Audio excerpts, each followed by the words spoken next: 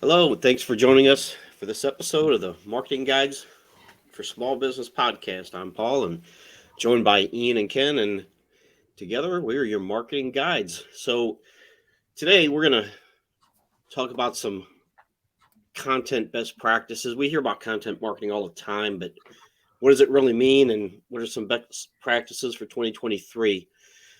So, Ian, start with you. Content marketing, it's not exactly a new term, but some things have changed in the past few years. I think a lot of people they still think about blog posts when it comes to content marketing, but it's a lot more than that. So can you expand on that a little bit? Sure. Yeah. First of all, I know Ken was trying to point to the book that we worked on together, content marketing for, content. Content for local search.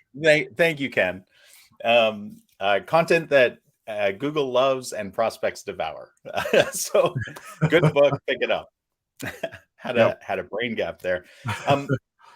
Yeah. First, before I even talk about kind of what content marketing is and what you can do related to that, like what types there are, and cover a little bit about blogging as well. I think it's really important to understand that to do well at marketing today, for almost any business, there are a few exceptions, right? Some of it might be like fast serve restaurants. There's a few types of business where it's not as applicable, but it still helps, right? If you can invest some money into it, it'll still help. But content marketing is really, I've heard it coined a few different ways. So I'll share a few of those. Content marketing is king. You've probably all heard of that. Content marketing is the air marketing breathes is another term. I think John Jantsch might have coined that from Duct Tape Marketing. The one I actually like the best is content marketing is the fuel by which your marketing engine will run. Because, a lot of times we're talking with clients about how if you introduce a marketing system into your business, it's the engine that will create leads, that will help with client acquisition, retention. It is the fuel. Content marketing is the fuel that will keep that engine going, meaning you will have things to share online that will help you with your SEO. You will have content that you can share in emails that will help invite interest and engage and convert prospects into customers. You will have content to share on social media and other channels, right? So content really is the fuel by which you can move your marketing engine along, which drives you to your ultimate goals.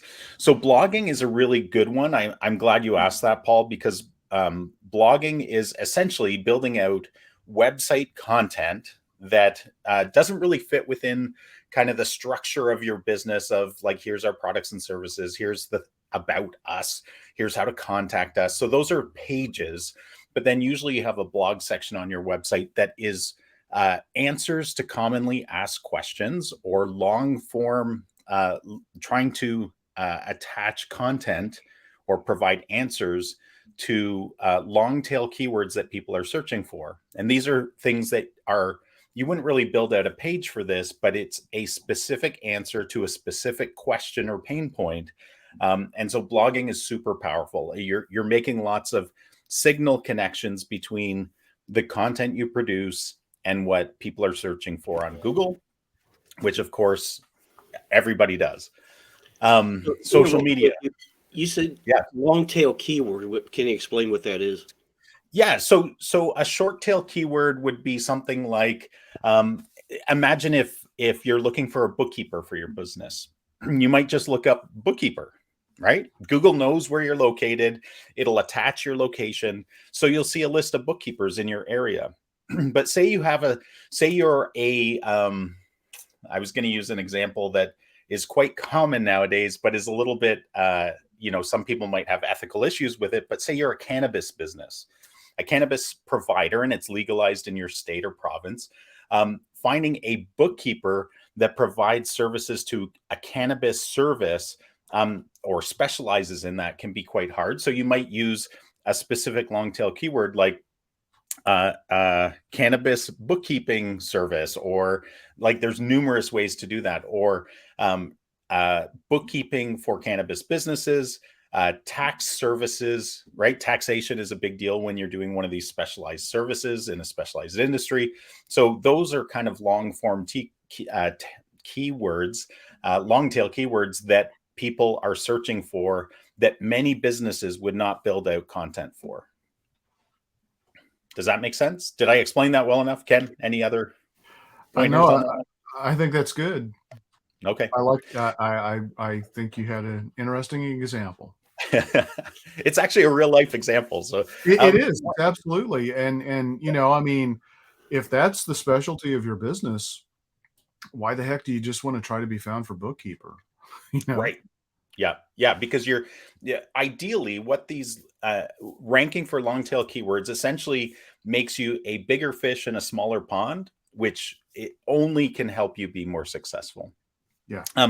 Just real quick, I won't go into great detail, but some other forms of content marketing that are really valuable are videos, right? You want to be creating video content because, again, not for the sake of creating it, but because people consume it. They're looking for that. Infographics, webinars, ebooks, podcasts, case studies, white papers, email marketing. I mean, the list just goes on and on.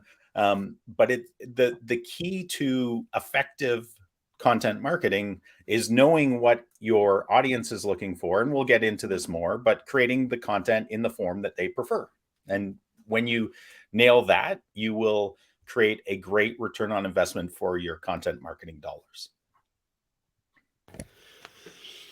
All right, cool. So Ken, Ian talked about, you know, blog posts, and speaking of blog posts and putting content on your website,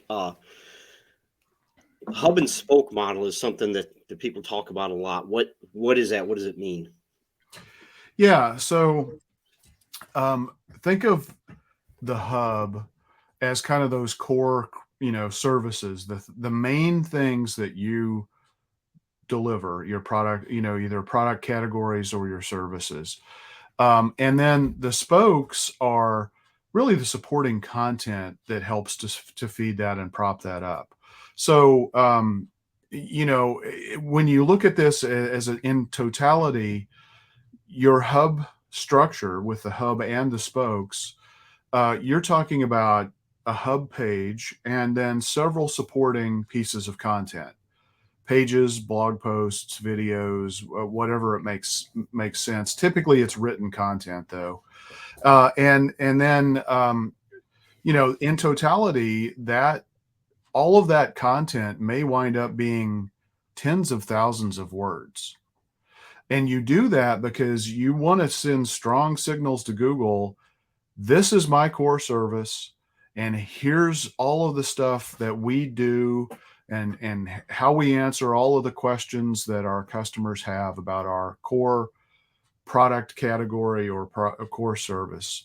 And so, you know, you can, you know, some people have been advocating for, you know, writing really long blog posts, you know, thousands of words, you know, 5,000, even longer. You don't necessarily have to do that with the hub and spoke model. Your hub page may have thousands of words, probably should have thousands of words, but you know, maybe 2,500. You know, but it's going to take a while to build out, right? I mean, so for example, you know, let's say that you're a kitchen remodeler. You another way to think about it and organizing this is a table of contents or an outline. You know, within kitchen remodeling, what are things that people have to think about? They have to think about planning. They have to think about design. They want to see, you know, examples of trending design ideas and portfolios, maybe of work that have been done. They certainly want to see frequently asked questions. They probably have questions around how to hire the right contractor. Should I go through an interior designer? Do I hire a contractor directly? You know, what are the criteria and things, and how can I help evaluate the right person for my job? You know, just that whole series of things. That's kind of the structure of your hub page. And then you have to fill in the details. And so filling in the details is going to be, where you're putting kind of flesh on the bone is where you're going to have a series of blog posts or pages that you need to write to provide that supporting content. And the hub page is going to link out to all of those different spokes. And so it's incredibly powerful. It's something that takes a lot of work, but it's a real SEO powerhouse. Absolutely an SEO powerhouse. And again, we talk a lot about this in this podcast. I can't stress this enough. SEO is driven around how you answer the problems that you solve. You cannot do SEO unless you're just hyper local, fairly simple type of a business or a service or product set without really answering a lot of problems. And as Ian mentioned, restaurants, maybe an example, you're not going to need to build out a ton of questions about why am I hungry to get somebody a lot, to get to your restaurant, so but if you're talking about something that's like kitchen remodeling, we're talking about tens of thousands of dollars of an investment that somebody's going to be making. There are a lot of decisions, there are a lot of questions, there's a lot of confusion, in the contractor space, and the contractor space is not unique. I mean, marketing has, some challenges with this as well. There are a lot of people who've been burned by hiring the wrong business. And so they're going to ask questions and but the reality is people are doing research online before they're talking to a business. And that's why this is so critically important. And that's why it drives me nuts when I hear somebody say, well, I'm paying $600 a month for SEO. And it's like, okay, that's not real SEO. Maybe it's on-page SEO, but it's probably not even creating new content. It's probably just going in and making sure that and working on one page or two pages a month and then charging you for some hosting and maybe some website maintenance. It's not SEO. SEO is driven by content. It's all of the things that Ian said in the introduction. It's the air that marketing breathes. It's the I don't remember what all the you fuel, said. man. The fuel drives your marketing engine. All of those things. It's like a force multiplying fuel. You betcha. Absolutely. And one thing about the hub and spoke is probably goes more to structure in the way people consume content. People don't read, they skim. Right. And if they're looking for they may do a search and your hub page pops up and they click on that result and they're looking for a specific thing. If they can skim through there, and you said it links out to these other pages and those pages link back to that hub page, they can skim through that hub page and find what they need quickly. That's going to increase time on site. And then, Ken, that goes back to what you said about solving their problem. They'll say, hey, this company knows what they're doing. They have the answer to my problem. Yeah. Yeah, that's a great point. I mean, it also has real benefits for Google's ability to crawl your website. Internal linking is really critical for Google crawling and understanding what all your website is about. And if it's crawling the hub and spoke structure that you've created, and you've done it well, man, you're going to have a powerhouse on your hands. Yeah, orphan pages are a bad idea. Yeah. So, Ian, I think you alluded to this a little bit earlier, but something that we hear about with content is using the customer's voice. What does that mean and why is it important? Yeah, there's a few definitions out there. The one I'm going to use, because I think it's most relevant to this conversation, is that it really means incorporating the language and the perspective of the target audience into the messaging of your marketing. So your website, your marketing campaigns, your ads, everything, right? Like so one of the biggest challenges I think every business deals with is getting their head out of thinking about their website, their marketing, that it's all about them. It's not about you, the business, at all. It's not about your personal tastes. It's not about what channels you like personally. It's about your audience, because that ultimately, you're the only reason you're investing in any kind of marketing is to actually, and unless you just want to do a brand awareness campaign. And then again, if you want to do an effective brand awareness campaign, it's all about the target audience anyways, but it's about the audience. It's about the people you're trying to attract. So you need to, first of all, really understand who these people are, right? Understand who they are, understand the language and the values that will resonate with them. You need to create the content that speaks directly to their needs, to the problems that they want to solve, like Ken said, and to their interests. And this is important because, first of all, it will attract them, right? You know, we're attracted to people that are attractive to us. And so if you have a particular problem you're trying to solve, people will be attracted to you if you can show and speak in their language, not highly complex language, not internal speak to your business or your industry. That's a very common issue as well. But to engage them at their level of understanding to the problem, at their level of understanding to the solution. And content is really, really key to that, right? If people are looking for, you know, if they have a dripping faucet, well, you as a plumber can provide a video of how to solve this, how to diagnose it, how to solve it. But then, of course, like most people are scared to death of water damage. So, you know, at the end of the video, you're presenting yourself as the very best option, who's just educated them, who's showing that you're a reasonable person through the video, that you speak well, that you get their issue, and that you can solve their problem. The chances are very high that they will reach out to you as the plumber of choice. So that increases conversions, right? It feels they understand that you as a brand, a business, understand them. And it can also increase brand loyalty, engagement, and of course, sales. You know, just as I was thinking of this, I created a list, excuse me, of, it's all great to talk about the customer's voice and about the audience. Here's some ways that businesses can think about learning the customer's voice. So surveys, polls, right? Even if you're face to face, ask them questions, right? Like, what caused you to reach out to us today? You know, what have you used other plumbers? What has your experience been like? Because sometimes the sharing of anecdotes, of stories, can uncover gaps in the marketplace.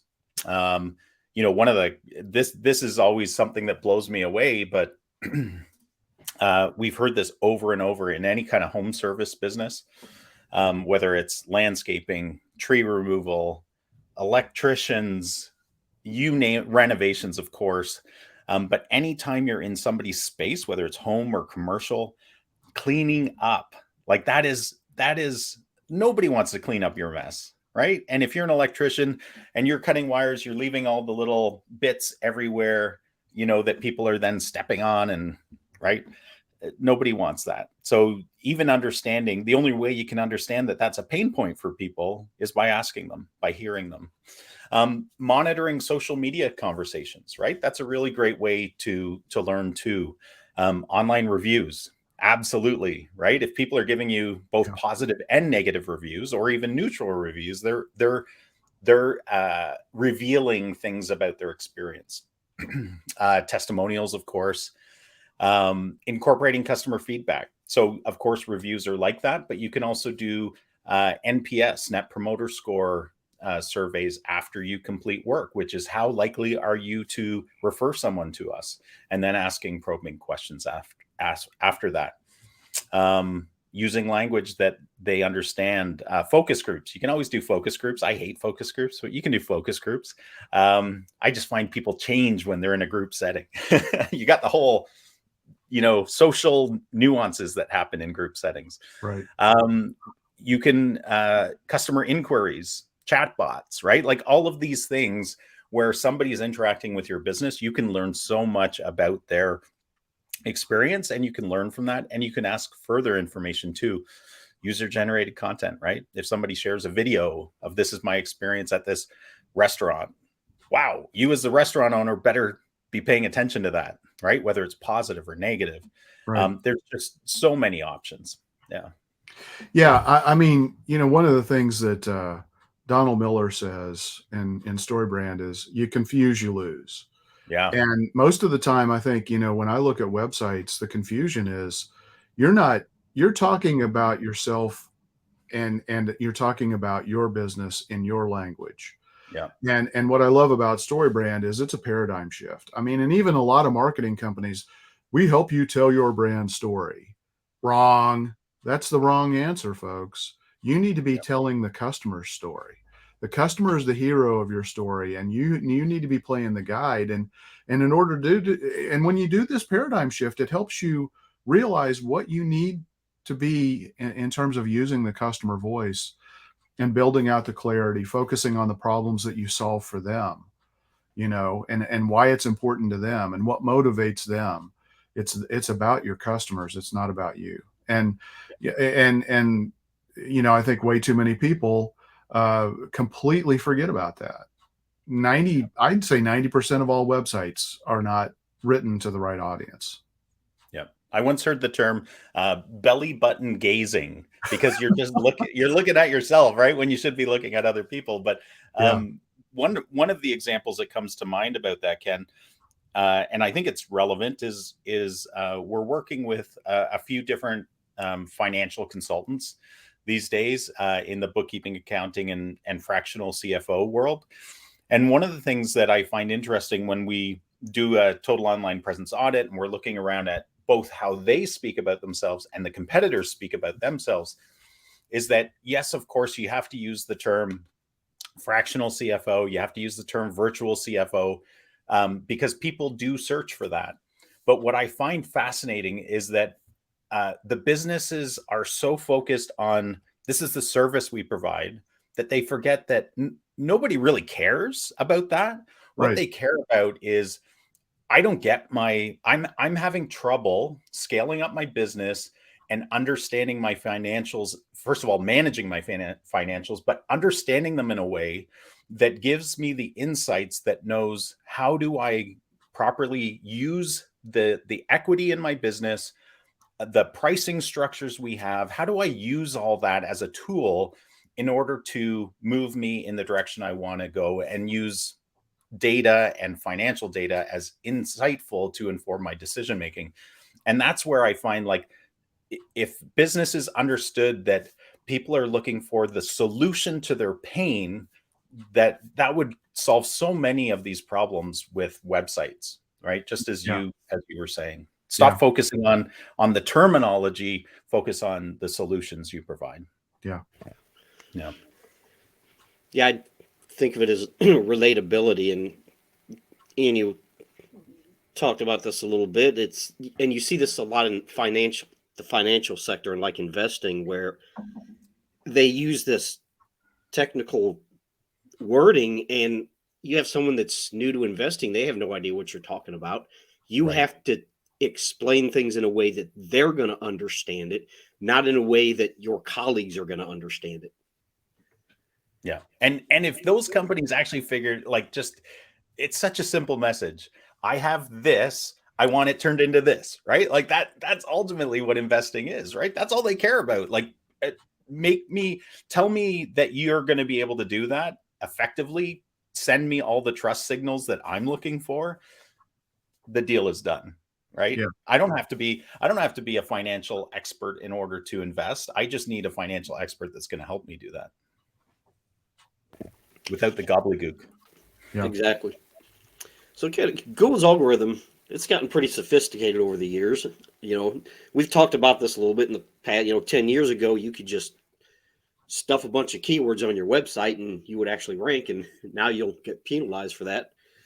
And content producers talk about creating content based on result type. So what is that, and how do you do it? Well, I think the easiest way to kind of get your brain around this is to just look at what's happening with a Google search result now. if you do a Google search result, you used to get basically, that you always are going to get the ads, if it's a local search, you're going to get the maps, and then you're going to get the organic listings. And the organic listings historically have just been um, links to web pages.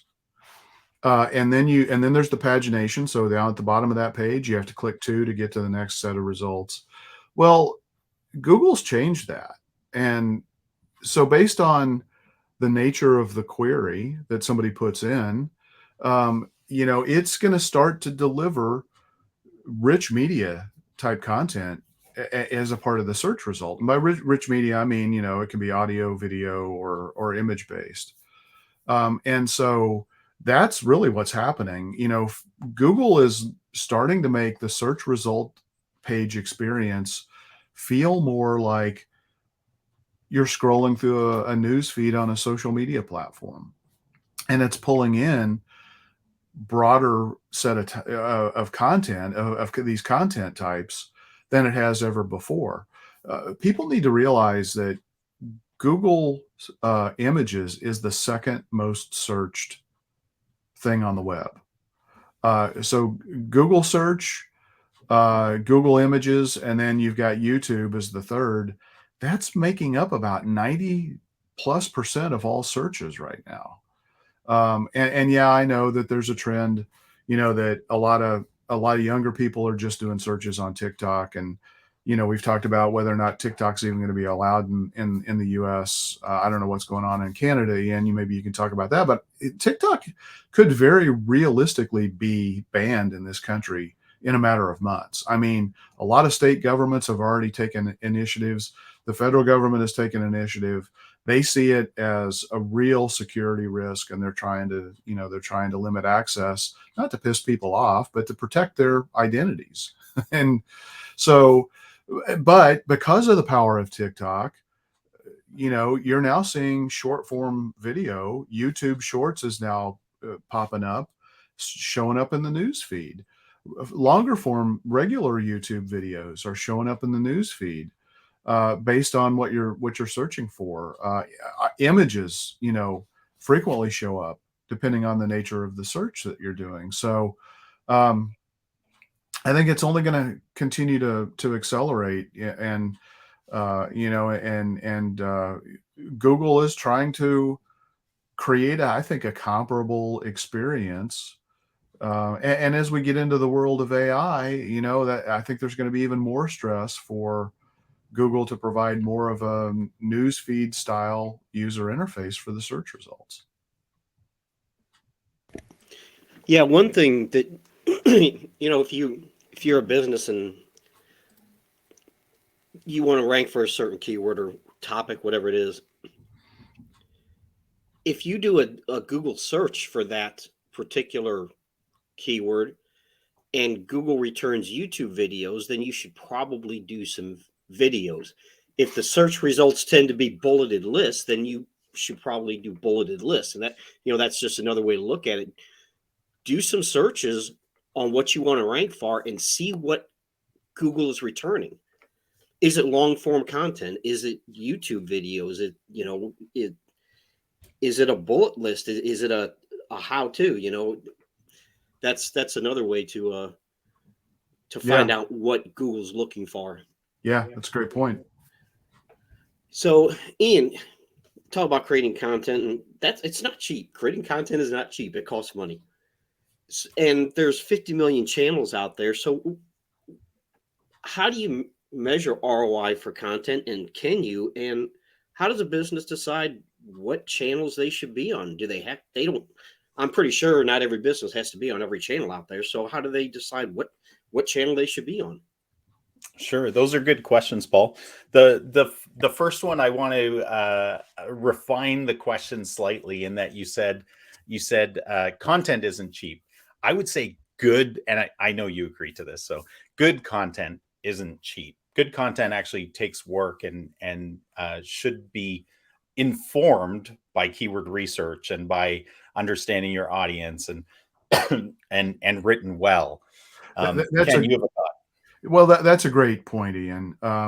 there are a lot of people today who still buy syndicated content, a piece of content because it's cheap, and Yep. they feel like, okay, I'm getting new stuff on my website, and it's not helping them from an SEO perspective at all. And if nobody's finding it because of SEO, nobody's probably even reading it. But you can get it cheap because it's sent and it's distributed and sold to hundreds, thousands, millions of people at the same time. So great point. Yeah. Yeah. I mean, there's even industries where it's like the industry standard is duplicate content, like the real estate industry, right? Like, there's, Accounting and legal. yeah. Yeah. Yeah. And just to explain that a little bit more, like, so creating good content. I should, before I move on to that though, just to support Ken, your point in another way that's really trendy, of course, is AI, right? So a lot of people are hopping on the Chat GPT wagon. I love Chat GPT. I use it an awful lot. But I've even seen circumstances where people think, hey, I can just ask Chat GPT to create a blog post for me, and I'm going to copy it exactly as is, throw it on my website, see what happens. I actually know a marketer who tried that, and then they didn't even read the content. And then like 5 days later, they're like, hey, I should really read that content, which is disturbing in the least, but to say the least, but that they did that. But then they read it and they're like, this is crap. I need to take this off my website immediately, or actually take the time to rewrite it. So AI content, definitely a trend there. Is it free? Yeah. Like there's a lot of free stuff out there that will not help your business, right? So free is not always best, right? It's like having your nephew build, I'm just using nephews as an example, but having your nephew build your website, save you a ton of money. Is it going to actually get you where you want to go? Probably not. But so let's all assume you need to invest wisely for good content in order to make content marketing work. What's the ROI? How do you measure it?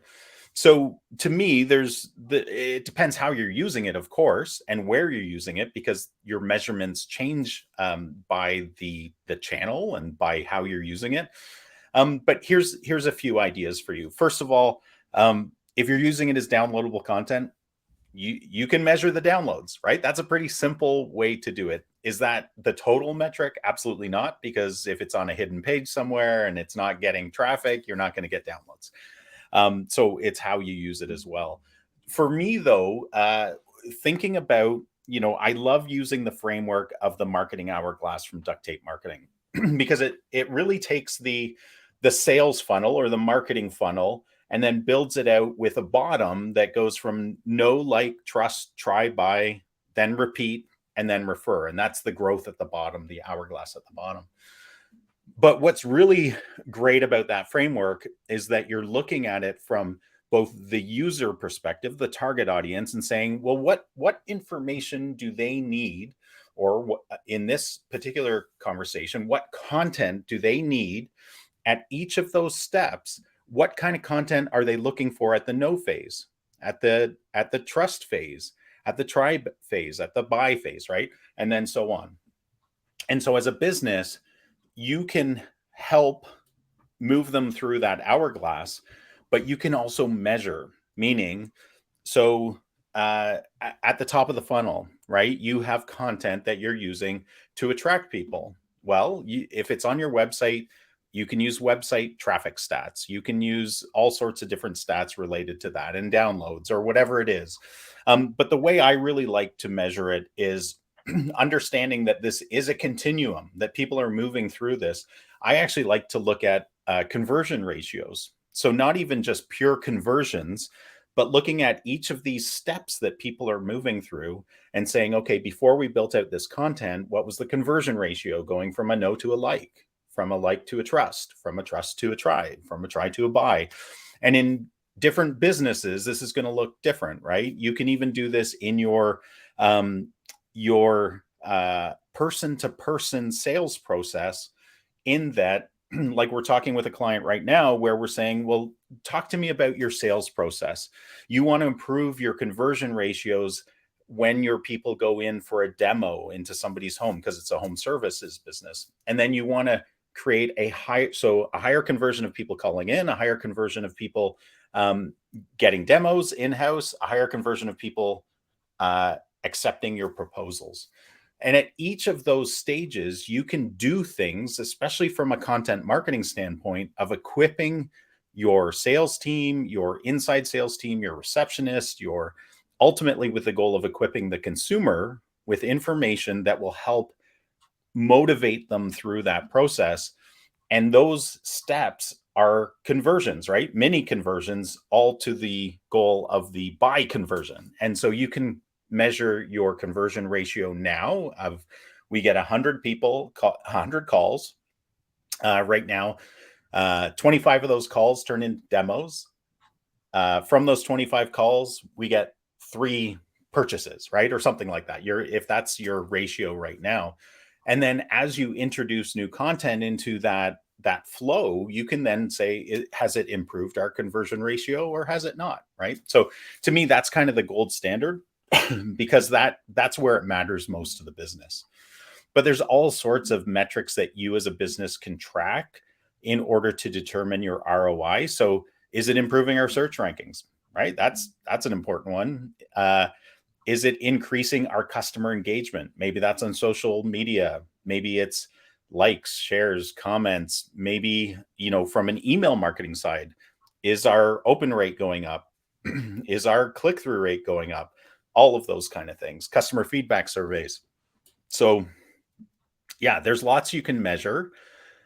And then you also asked, Paul, I went on a long time with that, but I think it's so important, right? I think the ultimate goal for every business should be how much money have I invested in my marketing?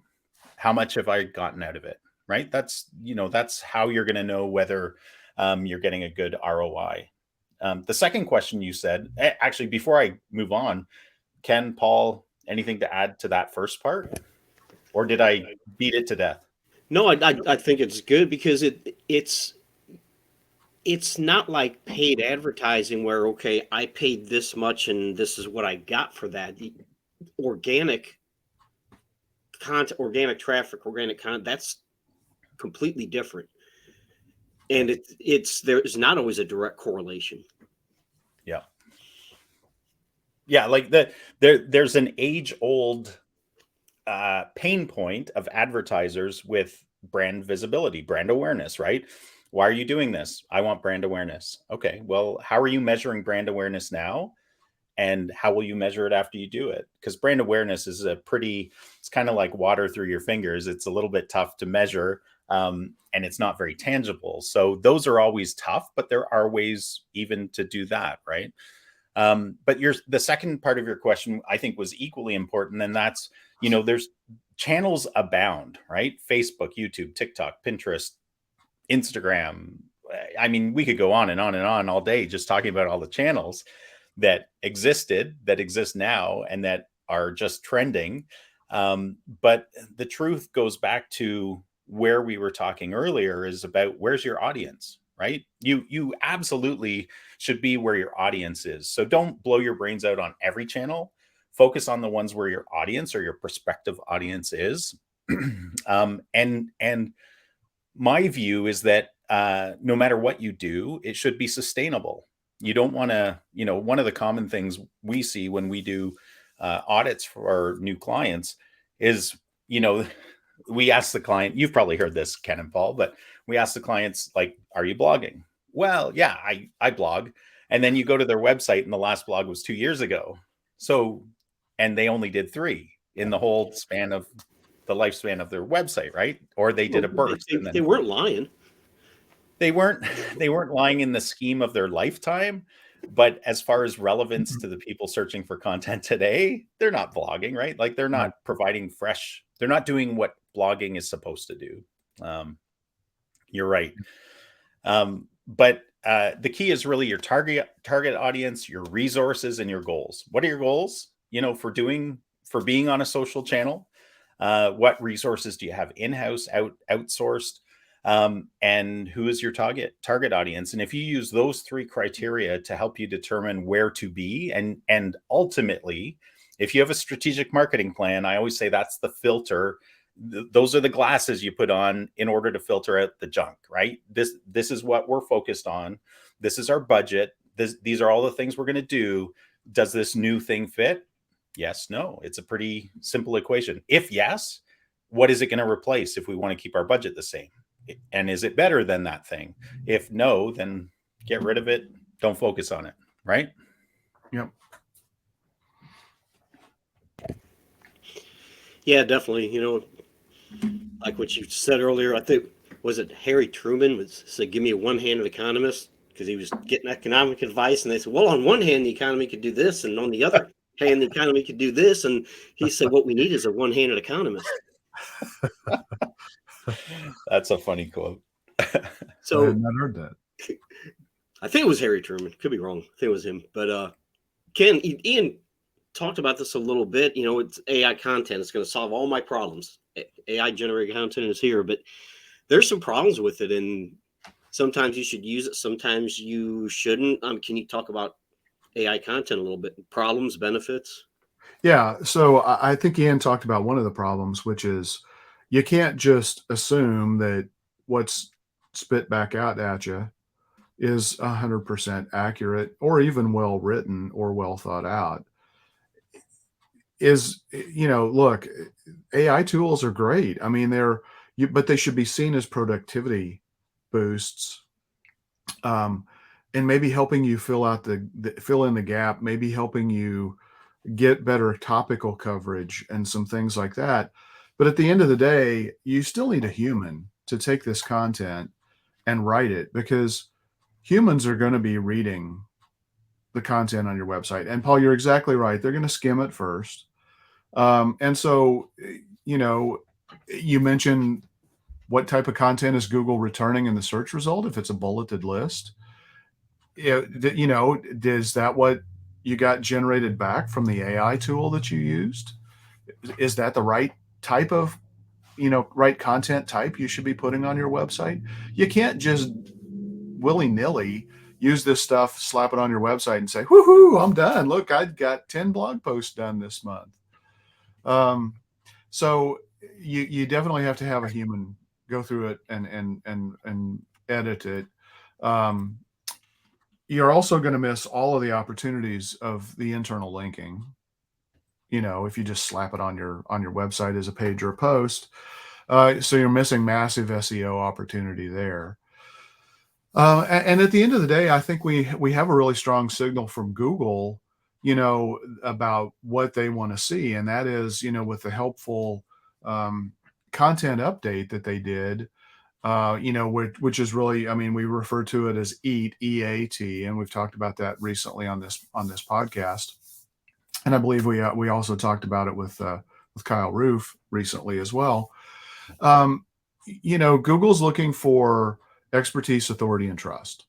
Okay, so yeah, maybe an AI tool can give you pretty good coverage for expertise, authority, and trust, but probably not. And even now, Google's gone and added an extra E, a second E, called experience. And so that's really where the human element comes into play. So I think you've got to take those factors in. And if you're in a type of business where the information that you provide is life or death making, and it's critical, your money, your life is another concept that that Google talks about. You can't afford to have bad content. You just simply can't, and you're going to be punished in the search rankings if that content is seen to be inaccurate or incorrect. So yeah, just look, AI tools are great.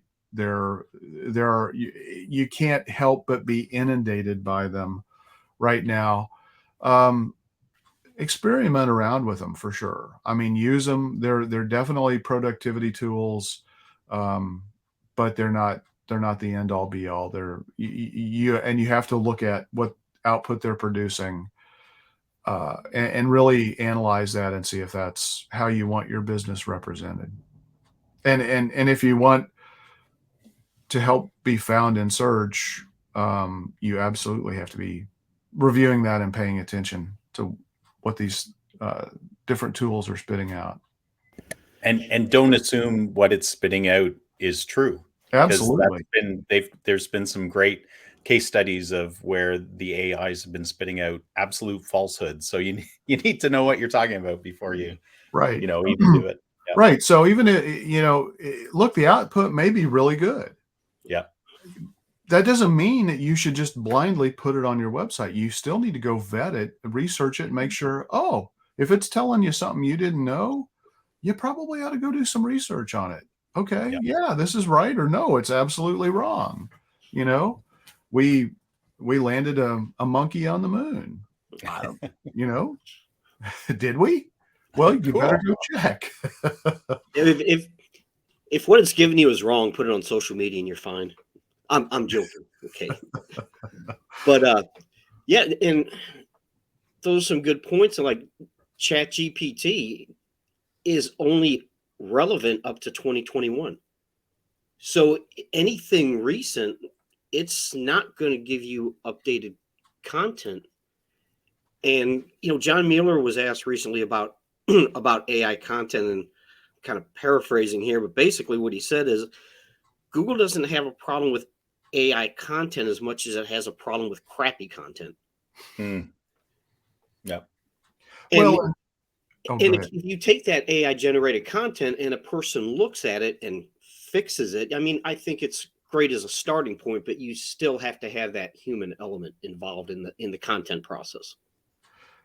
And is it going to pass the unique content standard as well? Right. I mean, today maybe, because it's still relatively new, right? But as more and more people start using the same prompts and it starts generating, the same or really similar results. Yep. Yeah, that's definitely, I can see that becoming an issue. The pace people are using it and the lack of thought that they're putting behind using it. Yeah, absolutely. So, Ian, the idea of repurposing content isn't exactly new, but I think it's something people forget about. So, is repurposing content a good idea, a bad idea? Should people do it? And like, what about outdated? If any website that's been around for a while has outdated or underperforming content, what do you do with that? Yeah, great questions, Paul. Should we reinvent the wheel every day? Why would you? The wheel's pretty good. You might improve upon the wheel, but you don't want to reinvent the wheel every day. So content, if you've invested in content in the past, if it's good content, like we were talking about earlier, then it's going to continue to be good content. Probably it just needs to be updated or repurposed. So there's a couple different ways you can do this, right? First of all, you can use it in different channels, or you can change the format, right? There's lots of different things you can do with it. I was reading an interesting article from Neil Patel, who's an SEO expert, and I think anybody in the SEO world knows of him because he's very good at it. But one of his comments about low-hanging fruit for him was, first of all, when you do some blog posts, some content creation, you should include the year, right? Because people are looking within a particular year for a particular topic, and that helps, not on every blog post, but on kind of ones that are a pillar type of content, something of real value. And so his low-hanging fruit was every year he and his team, probably his team more than him now, go through and they change the date, right? So it's the new year. So if you have existing content on your website and it has 2021 or 2019, or if your copyright on the bottom of your webpage says 2017, it's time to update that, right? So just even doing that can help you. But then going through the content and adding in, first of all, saying it was updated on this date, but then adding in what's new, what's fresh. So you're not recreating the whole content piece. You're just improving it and making it more relevant for today. So the alternative to that is to actually create competing content where you're almost reproducing everything you built and you're adding in, or you're naming it or titling it by this year. And that can create content cannibalism on your website, which is not good. So repurposing content can be super powerful. Again, it goes back to your audience. So if your audience, like here's an example, say you created a video 3 years ago, it's a good video, doesn't look dated. If it does look dated and it's good content still, just update it, re-record it, right? Super simple. That's repurposing content. Add in some new fresh stuff. If it still looks relevant, you can repurpose that into, if it's a long form video, like 10 minutes, 20 minutes, a half-hour webinar, an hour webinar, heck, like split that into smaller topics, repurpose it on YouTube, put it up as reels, put it up as shorts, convert it into a blog post. One of the real easy repurposing things that we often see, especially if you take a very strategic approach to content development and you have a content plan for the year, is you create your content plan in such a way that essentially each new piece of content builds on each other and forms a greater piece of content like an ebook, right? So, if you're planning on building out, one blog post or 2 blog posts a month on a topic or on your particular industry, and you do it in such a way that's really smart, you can then build out an ebook, which is a downloadable piece of content that people will give you their information for, right? So there's lots of ways to do that. Repurposing content achieves a few things. It gives you a few benefits. It helps you reach new audiences by adapting the content for different channels and different formats. It helps your business reach new audience who might not have seen your content before. It saves you time and resources. I don't think we need to expand on that too much, but it's much easier to repurpose a piece of content than start fresh. It extends the lifespan of the content. So again, going back to the ROI of your content, you've just given it new life. It'll last longer. And it can improve your SEO, which of course helps with attraction and retention and conversion. So overall, repurposing content is an absolute slam dunk for your business. If you're not doing it, you should, right? If you say you just have a pretty simple website, you haven't been blogging, but you've been in business for a while and you have brochures, pull those brochures out and you might have a gold mine of content that you can then build out into new content for the digital community. I think updating old content, changing the format, combining multiple pieces into a larger form, re-promoting the content, right? That can always bring new life into it. But all of us should be repurposing for sure. Yeah, I think you talked about putting the date on there and building out other pieces of content from a piece of content. I think that's a good idea because it depends on the type of content. Like the basic concept of building a retaining wall probably hasn't changed for like 5,000 years, but there are different kinds of retaining walls and newer and different materials. So you could expand on that just with that. Yeah. So Ken, one thing we haven't talked about is a content strategy, and I'm guessing that's kind of important. So what is a content strategy? And I guess talk about a content calendar a little bit, and how does someone go about creating a content strategy? Well, I think Ian did touch upon it, a couple of times throughout this podcast. Really, I mean, you've got to think about it as, looking at your overall marketing strategy and doing that, and that strategy is going to allow you to build the content that's going to support that strategy. And so if you haven't done the strategy work, you can't build a content strategy. You can, but is it aligned with what you're really trying to accomplish? And is it also aligned with the business goals and objectives? Because the marketing strategy has to be also aligned. So you got to work on alignment first. That's a topic for another podcast, and I think we've already probably covered that, or we're covering it coming up soon, because Ian, I know you love to talk about the whole marketing strategy component. Mm-hmm. What I like to do is, I've come up with this prescriptive content plan, and it takes the hard work that you did in your marketing strategy work, the identification of your ideal customers, where understanding the customer personas, where are they spending time, all of that kind of stuff. and you kind of bake it into this prescriptive content plan structure that I like to use, which really has 6 main components. Your content themes. So what are you going to be creating content about? That's going to, like we talked about, focusing on the problems that you solve, making sure your core products and services are included in that, all those kinds of things. Content channels. Ian just talked about that. What channels are people using? And this has to be aligned with where they're at in the buyer's journey, or as Ian, talked about, the marketing hourglass. And you may have some content at one level, like the know or like. Maybe it's not the right channel for another stage of the hourglass.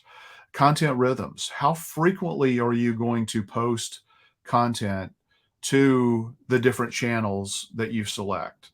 The content mix, which really is kind of the content type, right, that we talked about. What types of content do you need to create? Are you going to be doing infographics, blog posts, checklists, ebooks, webinars, videos, podcasts? What is that mix? Content assignments. Who's going to be responsible for doing all of these things? And then content repurposing. How can you take long form content, a long form video or a long form blog post, chunk that out and repurpose that for social media? Because that's going to get you so much more mileage for that long form piece of content.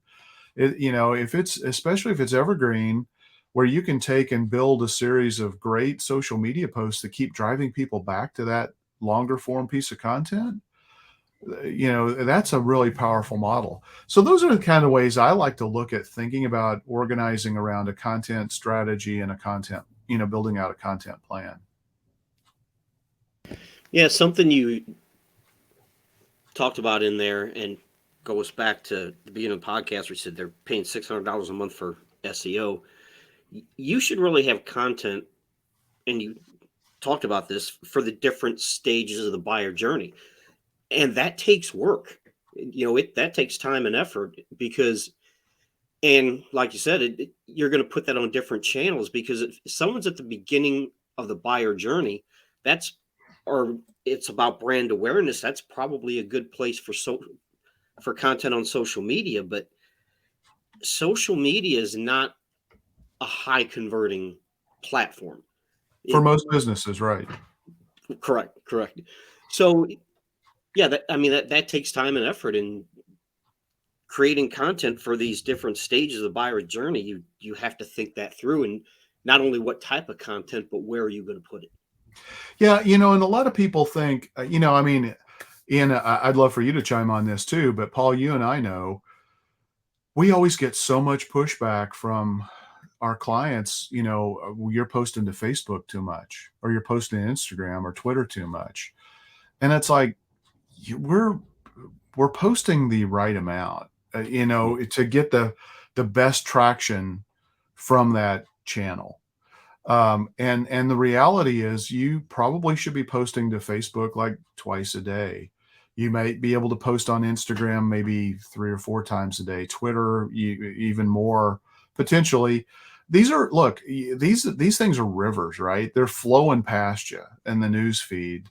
And so you've got to improve the possibility and the likelihood that you're going to show up, because a lot of social media really is the strength of it for most businesses is going to be visibility and awareness, or know and like, and maybe some trust elements. So you got to understand the content rhythms of what's required by channel. And then you've got to figure out a way, well, how in the heck am I going to produce, 2 Facebook posts every day? Well, that's where a repurposing strategy can come in and be a really powerful way to answer that particular challenge of the content rhythm on the right content channel. So this all feeds together. Yeah. All right, those are some good points. Did we miss anything? Does anyone have anything to add? Because we're at an hour here. No, I would go ahead. Go ahead. Ken. Oh, well, I'll just say, we've talked about this before. We write about it in our book, Content for Local Search. Every business is a natural content creator. Every business we talk to says they think they struggle creating content. They struggle creating usable content and quality content. But you're a natural content creator. Everything you do, even if you don't write anything, if you're a painter, your work speaks volumes. The images and the videos, that's content, people. And it's critical content. If people are looking to hire you, they're not looking to hire you because they like how many brush strokes you might use to get a job done. They're hiring you because they want to see what the final quality of the product is. So Yeah. read the book. It's a good one. Yeah. I would even add to that it's not always, yes, the final product is what it's all about, but I would even suggest for any type of service-based business, it's even just how you communicate within those videos that can actually pave the way to success, because people have an innate fear of having other people in their home or in their business and of screwing up or not providing what they say they're going to provide. And so if you can come across as a reasonable human being that is very good at what they do, provides what you say you will do, right? We all just want people to be promise makers and keepers. And so it's, if you can convey that in a trustworthy manner, even if it's not highly refined, right? If you're a painter and you're showing your work, but you're explaining why you might have, cut the molding, meaning cutting the painting of the molding in a particular way, or you used a particular form of you sprayed the doors instead of rolling them because it doesn't leave the orange peel and all, right? Like you talk like that and you explain the value in human terms that people can understand. Wow, like you're creating trust in a big way. So yeah. And my only other final point, we haven't talked about paid advertising at all. But content, wow. Like if you're investing in paid advertising and you can marry good content to that, with the understanding that, of course, every person that sees your ad, you want them to buy from you, but you have to understand that not everybody's ready to buy. And so content can be that secondary call to action that can build the trust, move them to try. It essentially is a try, right? So it's a try offer. And that can pave the way to greater success and good ROI for your paid advertising as well. Yeah. All right. Well, I think this is probably a good place to wrap up. Thanks for joining us today. And thank you, Ken and Ian, for sharing your thoughts on the topic. Thanks to our listeners. If you find this helpful and you think somebody could benefit, share it with them. And Ian, take us out. Yeah. Until next week, everyone, keep calm and mark it on.